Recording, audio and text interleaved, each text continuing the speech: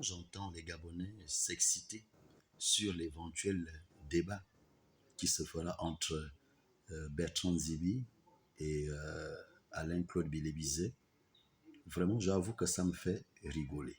Il n'y a qu'à voir comment cela s'alimente sur TikTok. Il va l'atomiser. Non, il ne peut rien devant Zibi. Non, Bilébizet ne peut rien. Non, Zibi ne peut rien devant Bilébizet, mais il va l'atomiser.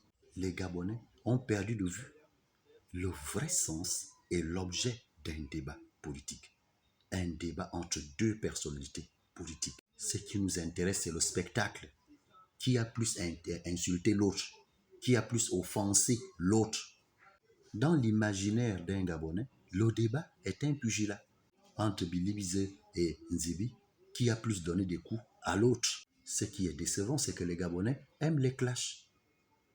C'est fou comme l'impertinence, l'arrogance et la sauvagerie peuvent vous rendre populaire. Mais dans des pays un peu plus civilisés, lorsque vous ne savez pas tenir votre langage, personne ne peut être derrière vous. Ce qui devrait beaucoup plus nous intéresser, ce n'est pas celui qui a le plus insulté, qui a le plus dénigré, méprisé. Non, c'est celui qui nous a le plus instruit par rapport à la situation de notre pays.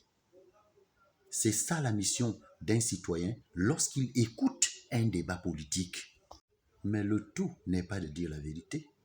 Il faut aussi savoir faire le lien entre le message et le messager.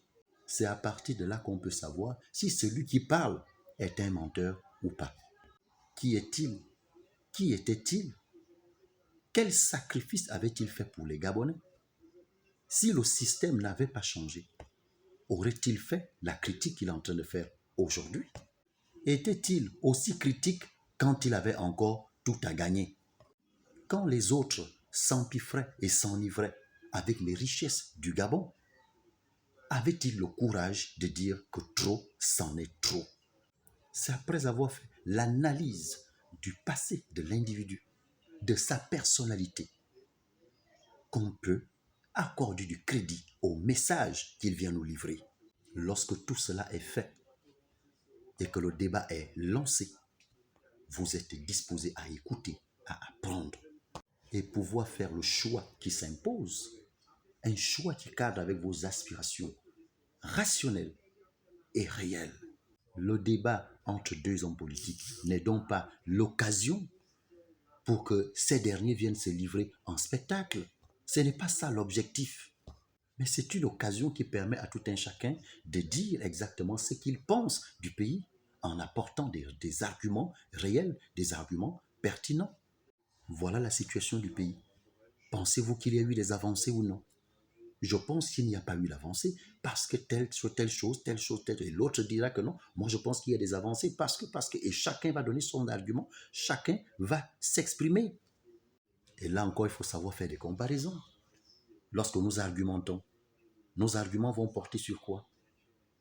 Est-ce que c'est sur la base de la fallacieuse comparaison entre un régime qui s'est implanté en 14 ans qu'on va comparer à une transition qui s'est faite en 18 mois?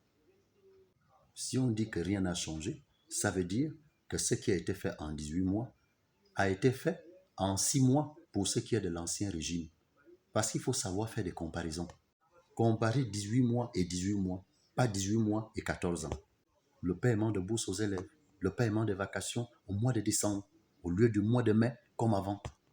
Le réajustement des salaires des retraités, l'ouverture des grands concours, le recrutement massif à la fonction publique, l'aménagement des voies urbaines, des voies secondaires de Libreville et partout ailleurs, l'achat de 300 taxis pour permettre aux Gabonais de se réapproprier le secteur transport de leur pays qui était entre les mains des expatriés, financer les projets d'élevage, d'agriculture et bien d'autres, j'en passe. Maintenant, quand il s'agit d'un débat, vous devriez pouvoir apporter des arguments contradictoires qui montrent que vous l'aviez fait en très peu de temps. Et vous l'aviez même fait mieux. Tu entends que le Gabon n'a jamais changé, c'est parce qu'on a toujours mis les mêmes personnes, c'est toujours les mêmes pérégistes, ainsi de suite. Mais non, je m'en fous de qui on peut mettre là. Si déjà je vois la route passer devant chez moi, si je vois que la bouteille d'huile qui était à 1500 est déjà à 1000 francs, Si je vois que la bouteille de gaz qui était à 6500 est déjà revenue à 4500, je crois, pour moi, c'est suffisant. Peu importe celui qu'on a mis là, moi, ça m'importe peu. Nous ne sommes pas dans un état pizzerial où chacun veut avoir sa tranche. Ce n'est pas un partage de postes. Ce n'est pas cela. Nous voulons voir ce qui est fait sur le terrain. Et celui qui amène l'argument contradictoire doit pouvoir nous montrer que ce qui est fait aujourd'hui, nous l'avions fait en moins de 18 mois. Et mieux, s'agissant de la communication, est-ce que la communication, les médias étaient beaucoup plus libres avant qu'aujourd'hui? Voilà en fait ce que les Gabonais veulent savoir. Ce qui fait que quand un Gabonais vient pour écouter un tel débat, il vient pour s'instruire et peut-être pour se trouver un choix. Ce qui est malheureux, c'est que les Gabonais aiment les clashs. Ils aiment quand les gens s'insultent, se déchirent. Là, ils sont beaucoup plus excités à vous écouter. Mais ils oublient l'essentiel.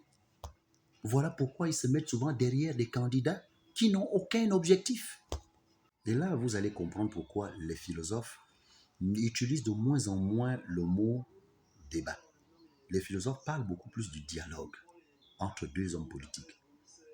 Parce que le débat vient du latin disbattuere. Dis qui veut dire deux orientations différentes, deux positions différentes. Et battuere qui veut dire se battre, le combat, vouloir gagner. Dans un débat, on fait un échange pour gagner. Chacun veut gagner de son côté. Or, dans un dialogue, l'échange est fait pour apprendre de l'autre, même si vous ne partagez pas le même point de vue. Mais vous pouvez vous accorder sur certains points. Voilà pourquoi Socrate disait que dialoguer, c'est convaincre ou se laisser convaincre. Regardez dans la plupart des débats télévisés, Dieu en question et autres, ainsi de suite. Chacun veut avoir raison. Et quand nous sortons de ces débats, un butiste ne retiendra que ce qu'un butiste a développé. Un chrétien ne retiendra que ce qu'un chrétien a développé. En fait, ce n'est pas quelque chose d'instructif. Voilà pourquoi les philosophes préfèrent parler de dialogue. Lorsqu'il y a un échange entre deux hommes politiques, les deux ne partagent pas les mêmes points de vue. Chacun va dire ce pourquoi il n'est pas d'accord avec telle ou telle chose et l'autre va exposer ses points de vue. Maintenant, c'est à la fin qu'on pourra s'entendre sur certains points et dire que bon, par rapport à tel point, voilà ce qu'on peut comprendre. Et c'est beaucoup plus instructif pour le citoyen qui vous écoute. Malheureusement, nous n'en sommes qu'au débat. Voyez? Et si débat il y a, allons-y pour écouter ce qu'ils disent et non d'aller assister à un clash. Parce que ce n'est pas ça le plus important. Mais j'ai souvent dit une chose. Avant d'accepter de faire un débat avec quelqu'un, sois d'abord sûr d'avoir reçu la même éducation que lui.